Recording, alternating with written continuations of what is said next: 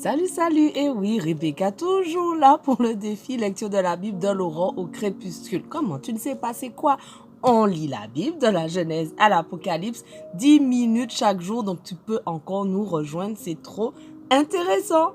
Merci Seigneur parce que vraiment ta parole, elle est enrichissante, elle est vivante et merci parce que tu nous parles chaque jour à travers les passages que l'on lit, tu nous renouvelles et merci de nous aider à comprendre chaque jour le passage au nom de Jésus. Amen. Alors, comme on avait dit hier, on attaque Juge 20. Tous les Israélites vinrent depuis Dan jusqu'à Beersheba et jusqu'au pays de Galaad, et l'assemblée se réunit comme un seul homme devant l'Éternel à Mitzpah. Les chefs de tout le peuple, de toutes les tribus d'Israël, prirent part à cette assemblée du peuple de Dieu, composée de 400 milliers de fantassins portant l'épée. Les Benjaminites apprirent que tous les autres Israélites s'étaient rendus à Mitzpah. À cette réunion, les Israélites demandèrent qu'on leur explique ce crime, comment ce crime avait été commis. Alors le Lévite, dont la femme avait été tuée, prit la parole et dit « J'étais arrivé avec mon épouse de second rang à Gibéa de Benjamin pour y passer la nuit. » Je vous laisse lire les versets 5 et 6 parce que toujours pour les mêmes raisons, contenu sensible, on ne veut pas être banni de TikTok. Donc on reprend au verset 7. Lisez, faites pause, lisez et puis rejoignez-moi au verset 7. Vous voici tous réunis, Israélites, à vous de délibérer et de tenir conseil ici même. Tout le peuple se leva unanime en disant « Aucun de nous ne retournera chez lui et nul ne se retirera dans sa maison. Maintenant, voici comment nous agirons contre Gibéa. Nous tirerons au sort pour déterminer qui ira la combattre. Nous choisirons 10 hommes sur 100, 100 sur 1000 et 1000 sur 10 000 de toutes les tribus d'Israël et nous les chargerons d'assurer le ravitaillement du reste de l'armée. À leur retour, les autres iront châtier Gibéa et Benjamin pour l'acte infâme qu'ils ont commis en Israël. Tous les hommes d'Israël se rassemblèrent pour marcher contre la ville, unis comme un seul homme. Les différentes tribus envoyèrent d'abord des messagers dans toute la tribu de Benjamin pour leur dire « Comment un crime aussi horrible a-t-il pu être commis chez vous?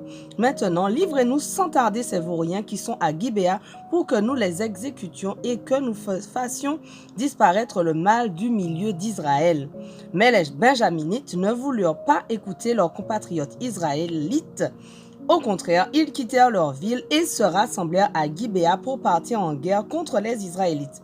26 milliers d'hommes de Benjamin tirant l'épée furent recensés ce jour-là, sans compter les habitants de Gibéa qui fournirent 700 de soldats d'élite.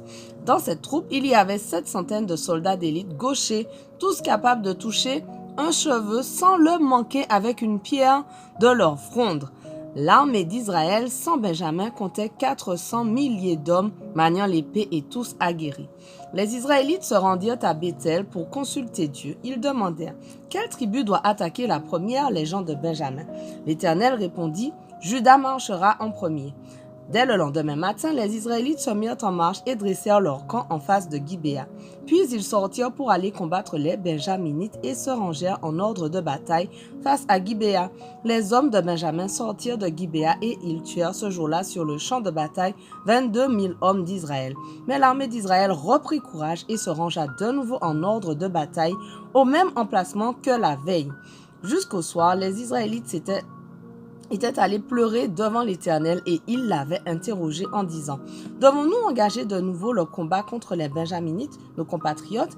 L'Éternel répondit « Marchez contre eux. » Le lendemain donc, les Israélites attaquèrent une seconde fois ceux de Benjamin qui sortirent de Gibéa pour les affronter et massacrèrent encore ce jour-là sur le terrain 18 000 soldats d'Israël portant l'épée. Alors, tous les Israélites montèrent en foule à Béthel. Ils restèrent là, assis devant l'Éternel, pleurant et jeûnant jusqu'au soir, et ils offrirent des holocaustes et des sacrifices de communion devant l'Éternel. Puis ils consultèrent encore l'Éternel. En effet, à cet endroit se trouvait alors le coffre de l'alliance de Dieu. Phinéas, fils d'Éléazar et petit-fils d'Aaron, était en fonction devant le coffre à cette époque. Il demanda « Devons-nous à nouveau aller combattre nos frères de la tribu de Benjamin ou cesser les hostilités? L'Éternel répondit, allez-y, car demain je vous donnerai la victoire sur eux. Les Israélites postèrent des hommes en embuscade tout autour de Gibéa, puis ils allèrent à nouveau attaquer les Benjaminites le troisième jour. Ils se rangèrent en ordre de bataille face à Gibéa, comme les 2 fois précédentes. Les hommes de Benjamin sortirent de nouveau pour les affronter. Les Benjaminites se laissèrent entraîner loin de la ville. Ils commencèrent comme précédemment à faire des victimes en plein champ sur les routes qui mènent l'une à Béthel, l'autre à Gibéa. Ils tuèrent ainsi une trentaine d'Israélites. Alors les Benjaminites se dirent, les voilà battus comme les autres fois. Mais les Israélites avaient convenu de fuir et de les attirer sur des chemins de campagne, loin de leur ville. Et soudain, tous les hommes d'Israël quittèrent leur position et se regroupèrent en ordre de bataille à Baal-Tamar. Au même moment, les Israélites embusqués débouchaient de leur poste à Maré-Geba. 10 000 hommes d'élite sélectionnés dans toute l'armée d'Israël arrivèrent devant Gibéa. La bataille fut acharnée. Les Benjaminites ne se doutaient pas du désastre qui allait fondre sur eux. L'Éternel battit Benjamin devant Israël et ce jour-là, les Israélites leur tuèrent 25 100 hommes, tous sachant manier l'épée. Alors les Benjaminites comprirent qu'ils étaient battus. Les hommes d'Israël leur avaient cédé du terrain parce qu'ils comptaient sur l'embuscade postée près de Gibéa. De fait, les hommes cachés se précipitèrent sur Gibéa. Ils se répandirent dans la ville et y massacrèrent les habitants. Ils avaient convenu avec le reste de l'armée d'Israël de faire monter de la ville une épaisse fumée. Les hommes d'Israël devaient alors faire volte-face dans la bataille. Donc, alors que les Benjaminites avaient commencé à leur tuer une trentaine d'hommes et pensaient les avoir battus, comme précédemment, une épaisse colonne de fumée commença à s'élever de la ville. Les Benjaminites se retournèrent et virent que toute leur ville était en flammes, s'élevant vers le ciel. À ce moment-là, les hommes d'Israël se retournèrent contre ceux de Benjamin, qui furent terrifiés car ils virent le désastre fondre sur eux. Ils s'enfuirent devant les hommes d'Israël en prenant le chemin du désert, mais l'armée d'Israël les serra de près, tandis que les hommes qui avaient été en embuscade près des villes les prirent à revers et les massacrèrent à mi-chemin. Les Israélites encerclèrent les Benjaminites, les pourchassèrent sans leur laisser de répit et les écrasèrent du côté est de Gibéa. Ainsi périrent 18 000 hommes de Benjamin, tous hommes de guerre. Les survivants s'enfuirent en direction du désert vers le rocher de Rimon. En chemin, 5 000 hommes furent tués, puis en les serrant de près jusqu'à Gidéom, les Israélites en battirent encore 2 000 de plus. Le total des Benjaminites tués ce jour-là fut donc de 25 000 soldats portant l'épée, tous des hommes de guerre. 600 hommes qui avaient tourné les talons et qui s'étaient enfuis au désert restèrent durant 4 mois sur le rocher de Rimon. Entre-temps, les Israélites se tournèrent contre les Benjaminites et exterminèrent de ville en ville les hommes, les bêtes et tous ceux qui leur tombaient sous la main. Après quoi, ils mirent le feu à toutes les villes de la région. Juge 21, dernier chapitre.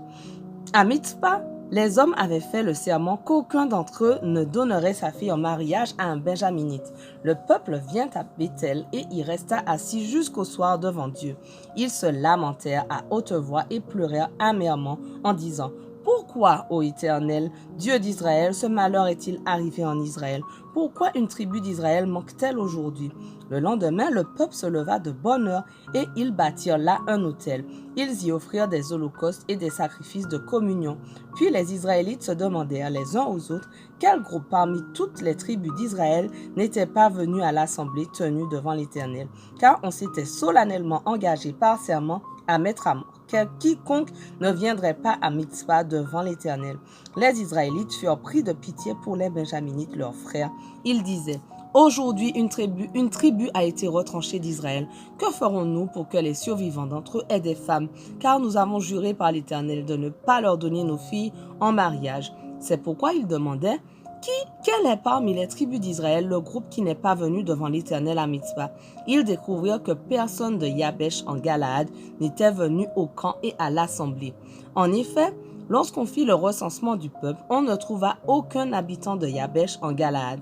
L'assemblée l'en envoya contre eux 12 000 soldats en leur donnant les ordres suivants.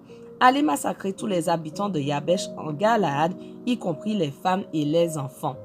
Notre passage du jour touche à sa fin, mais on continue dès demain. On ne lâche rien. Allez, sois bénis.